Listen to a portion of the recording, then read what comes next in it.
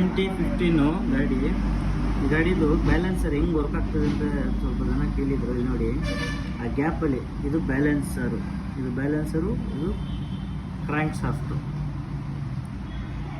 ನೋಡಿ. ಇದು balance, engine balance, vibration ಎಲ್ಲ ನಿಲ್ಲಿಸೋದು.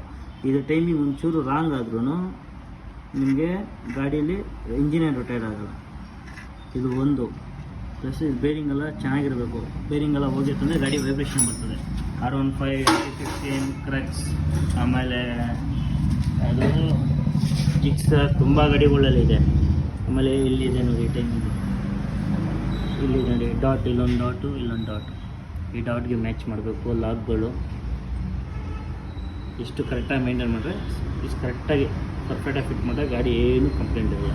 ಆಮೇಲೆ ಈ ವೀಲ್ಗಳು ಬಂದಿಲ್ಲ ಅಂತ ಸ್ಕೋಡೋರು ಈ ಥರ ಹಾಕಿ ಲಿಫ್ಟ್ ಮಾಡೋದು ಅದೆಲ್ಲ ಮಾಡಬೇಡಿ. ಆ ಥರ ಮಾಡಿದ್ರೆ ಇದಕ್ಕೆ ಒಂಚೂರು ಡ್ಯಾಮೇಜ್ ಆದ್ರೂ ನಿಮಗೆ ಸೌಂಡ್, ಇಂಜಿನ್ ಸ್ಮೂತ್ನೆಸ್ ಹೋಗ್ಬಿಡ್ತದೆ. ಸೌಂಡ್ ಒಂಥರ ಗಡ್ ಅಂತ ಸೌಂಡ್ ಬರೋಕ್ಕೆ ಸ್ಟಾರ್ಟ್ ಆಗೋದು. ಇದು ಸಾರ ಬಿಚ್ಚಿ, ಯಾರನ್ನ ಬಿಚ್ಚೋವಾಗ ತುಂಬ ಗಾಡೀಲಿ ಅದಕ್ಕೆ ಯಮಹಾದಲ್ಲೂ ಬಂದಿದೆ, ಆಮೇಲೆ ಸುಜುಕಿ ಗಾಡಿ ಮೇಲೂ ಬಂದಿದೆ. ಇವೆಲ್ಲ ಸ್ವಲ್ಪ ಜೋಪಾನಾಗಿ ಬಿಚ್ಚಿ, ಹುಡುಗರು ಕೈಲಿ ಬಿಚ್ಚಿಸ್ಬೇಡಿ. ಹುಡುಗರು ಏನು ಮಾಡ್ತಾರೆ, ಬಿಚ್ಚಕ್ಕೆ ಈಸಿಯಾಗಿ ಸ್ಕೂಡವ್ರು ಲಿಫ್ಟ್ ಮಾಡ್ತಾರೆ. ಡ್ಯಾಮೇಜ್ ಆಗಿ ಏನಾಯ್ತದೆ, ನಿಮಗೆ ಗಾಡಿ ರನ್ ಆಗ್ತದೆ, ದಡ್ ಅಂತ ಸೌಂಡ್ ಬರೋಕ್ಕೆ ಸ್ಟಾರ್ಟ್ ಆಗುತ್ತೆ. ಆಮೇಲೆ ಇಂಜಿನ್ ಫಿಟ್ ಮಾಡಿದಾಗ ಈ ಬೇರಿಂಗ್ಗಳೆಲ್ಲ ಚೆಕ್ ಮಾಡಿ.